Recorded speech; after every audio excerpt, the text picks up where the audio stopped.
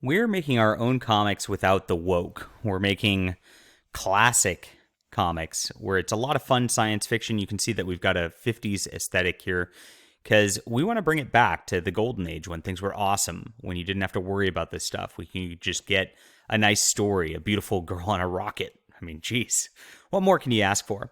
And this is what we've got to offer for our Subscribe Star and for our other comics that we are producing out here. And we've got a bunch of people on here already. It's growing fast. I appreciate all you guys who are doing so. If you want to support our channel and what we're doing, please get on here, and I appreciate you guys so much. Those links are in the description below to support our channel and our books. All right. The new Bloodbath is happening at CW. All of the woke shows are getting canceled. We got Batwoman last week. Bye-bye. Legends of Tomorrow. Bye-bye. And now NAOMI, a series that started just this year for its first season, is gone. Now, NAOMI is an attempt, of course, to just kind of signal that they want the entire universe of DC to be black. I don't think it was maybe gay enough for the current DC crowd, but there's no audience for this stuff as it goes. Now, of course, what happened is this is a character that was created by Brian Michael Bendis. And Brian Michael Bendis, if you guys don't know, is a guy who really ushered in woke all the way through. He plowed through Marvel, got all of his friends in there, and then Marvel got destroyed in its whole Marvel Now, where they replaced all their characters with their female or black or gay or all of the above counterparts. Which was, really just because of the snowball that he started there.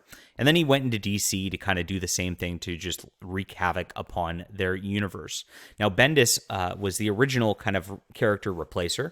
When he did the Ultimate Spider-Man universe, he turned Nick Fury black, which everybody's really accepted. And the reason they did so is because it was drawn to look like Samuel L. Jackson.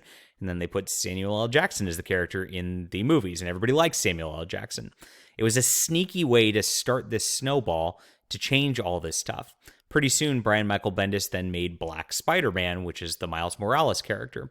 His entire career has been taking characters and then trying to turn them into some sort of woke minority, urban demographic, whatever. I don't know why. I guess to try to get a different audience for comics that aren't already reading comics. But the audience that reads comics doesn't want this stuff. And unfortunately, the audience that they're pursuing in this effort, the woke, super diverse crowd, usually doesn't have money to buy anything.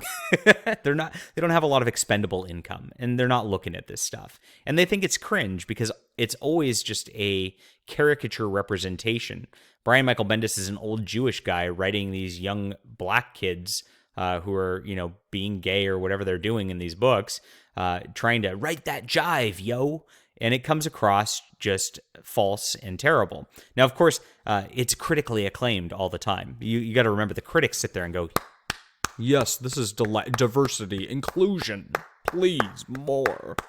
But people don't actually want to read this in their stories. Brian Michael Bendis' stories end up meandering trash of people just sitting there positing their identities for pages upon pages while they don't actually do anything, and then the stories don't actually move anywhere.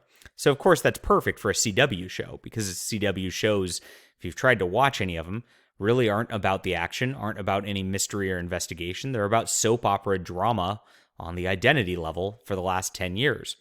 And they've just torched show after show with this stuff, starting with Supergirl, then, of course, Batwoman and all this stuff, and now NAOMI is their newest crown achievement.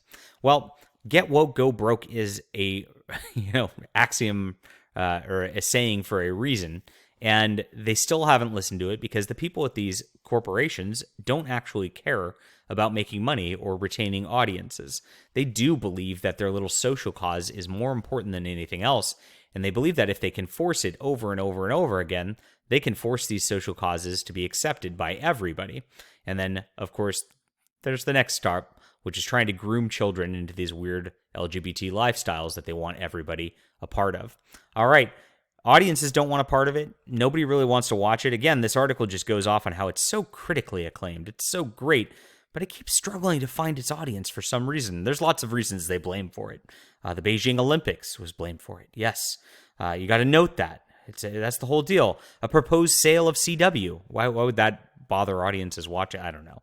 It wouldn't. I mean, here's the deal. It's people who are watching Olympics are not watching CW superhero TV shows anyway.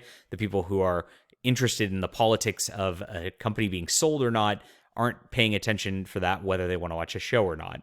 It's an excuse, and it's because this is a poorly written character with a poorly written concept, which is trying to push the woke agenda on everybody, and nobody wants it. That's all. Simple as that. All right. Goodbye, CW. I hope they never make a TV show again, to be honest. I mean, they really need to stop. But, they're going to keep trying. I just brace myself for what's next. Leave a comment down below. Let me know what you think is going to be the next woke superhero show from CW. And I'd love to hear from you. Like and subscribe. We'll be back soon.